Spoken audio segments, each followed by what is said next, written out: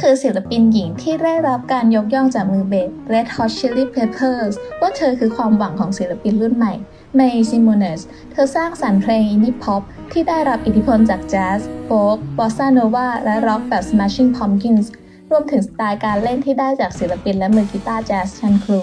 โดยน้ำเสียงของเธอทำให้เรานึกถึงส่วนผสมระหว่างเลเว่และอิชิโกะโอเอบะที่ร้องภาษาอังกฤษสลับญี่ปุ่นเธอบาลานซ์ดนตรีด้วยทักษะการผ่อนตึงของจังหวะริทึมมันซับซ้อนประกอบเครื่องสายคลาสสิคอลที่ประสานกับไดนามิกของเบสกลองและการชิฟเทมโปขึ้นได้อย่างมีสีสัน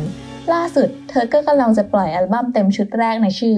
Animaru ที่เปิดตัวด้วยซิงเกิล Dumb Feelings และ I Can Do What I Want ที่ติดหูมากๆไม่แน่ว่านี่อาจจะเป็นอีกหนึ่งศิลปินหญิงที่น่าจับตามองที่สุดในปีนี้ก็ได้